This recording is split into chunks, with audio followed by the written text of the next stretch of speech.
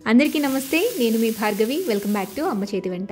ఈరోజు వీడియోలో ఎగ్ దోశ రెసిపీని ఎలా చేసుకోవచ్చో చూపిస్తున్నాను. చాలా సింపుల్ పద్ధతిలో చెప్తున్నానండి. ఎక్కువ టైం తీసుకోకుండా చాలా సులువుగా అప్పటికప్పుడు ఈ ఎగ్ దోశలను వేసేసేయచ్చు. అది ఎలా చేసుకోవాలో చూపిస్తాను. అండ్ టేస్ట్ కూడా చాలా బాగుంటుంది. ఇలా చేస్తే పిల్లలైనా పెద్దలైనా ఎంజాయ్ చేస్తూ తినేస్తారనమాట. రెగ్యులర్గా మనం చేసుకునే దోశలు కాకుండా ఈ వెరైటీలో నేను చెప్పే ప్రాసెస్లో ఎగ్ దోశ చేసి చూడండి, చాలా టేస్టీగా కుదురుతుంది. ఫస్ట్ అయితే దీనికోసం దోశ పిండిని తయారు చేసుకుందాము. దోసపిండి తయారు చేసుకోవడం కోసం ఒక గిన్నె తీసుకుని అందులోకి 1 కప్పు దాకా మినపప్పు వేసుకోండి. 1 కప్పు మినపప్పుకి 2 కప్పుల దాకా ఇడ్లీ రైస్ కూడా వేసుకోండి.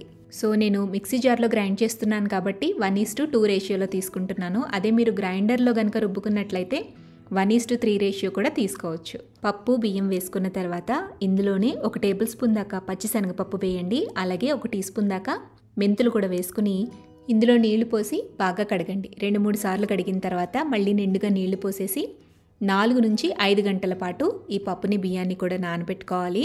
5 గంటల తర్వాత ఇలా నానబెట్టుకున్న పప్పుని బియ్యాన్ని మిక్సీ జార్లోకి వేసుకుని తగినన్ని నీళ్లు కొద్ది కొద్దిగా వేసుకుంటూ పిండిని కాస్త గట్టిగానే గ్రైండ్ చేసుకోండి. ఇలా బియ్యాన్ని పప్పుని మొత్తాన్ని కూడా గ్రైండ్ చేసేసుకుని గిన్నెలోకి తీసుకుని ఒకసారి బాగా కలపాలి.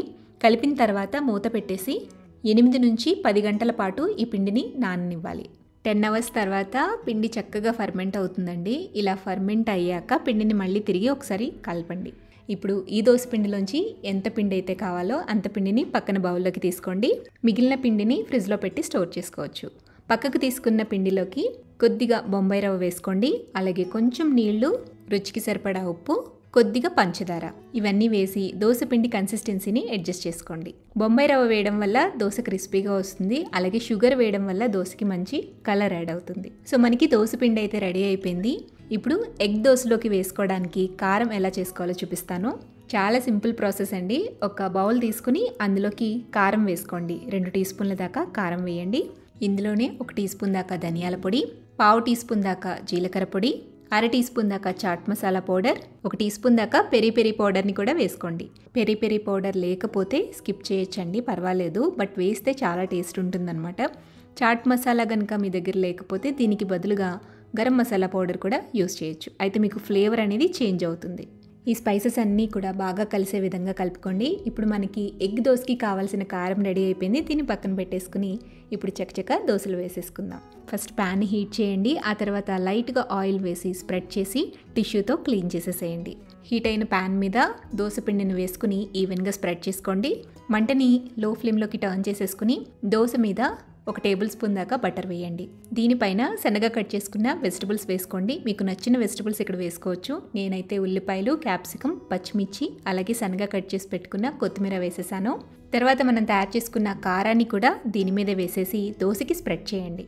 ఇప్పుడు దీనిపైన ఎగ్ని కొట్టి వేసుకోవాలి. డబుల్ ఎగ్ కావాలి అంటే 2 గుడ్లను కూడా కొట్టి వేసుకోవచ్చు. ఎగ్ వేసిన తర్వాత దోశ మొత్తానికి కూడా ఈవెన్గా స్ప్రెడ్ చేయండి. ఎగ్ దోశని ఎప్పుడూ కూడా చిన్న మంట మీదే కాల్చుకోవాలి. కొద్దిగా ఆయిల్ వేసి కాల్చండి. దోశ ఒకవైపు కాలిన తర్వాత రెండో వైపుకి కూడా ఫ్లిప్ చేసుకుని రెండో వైపు కూడా చిన్న మంట మీదే నిదానంగా దోశని కాలనివ్వండి. ఇలా 2 వైపులా దోరగా కాల్చుకున్న దోశని పక్కకు తీసేసి ఇంకొక దోశని సేమ్ ఇదే విధంగా పెనం మీద వేసి వేయించి పక్కకి తీసి వేడివేడిగా సర్వ్ చేసుకోవడమే. మీకు నచ్చిన చట్నీతో ఈ ఎగ్ దోశని సర్వ్ చేసేయచ్చు. అంతే, చాలా సింపుల్గా తక్కువ టైంలో ఇలా ఎగ్ దోశని ట్రై చేసి ఇంట్లో వాళ్ళకి సర్వ్ చేయండి. అందరికీ కూడా బాగా నచ్చుతుంది. సో మరి ఈ ఎగ్ దోశ రెసిపీని మీరు కూడా ఇంట్లో తప్పకుండా ట్రై చేయండి. ట్రై చేసి టేస్ట్ చేశాక మీ ఫీడ్బ్యాక్ని నాతో కింద కామెంట్ సెక్షన్లో షేర్ చేయండి. వీడియో నచ్చితే లైక్ చేయండి, మీ ఫ్రెండ్స్కి, రిలేటివ్స్కి షేర్ చేయండి. మరిన్ని టేస్టీ సింపుల్ క్విక్ రెసిపీస్ కోసం అమ్మ చేతి వంట ఛానల్ని సబ్స్క్రైబ్ చేయండి.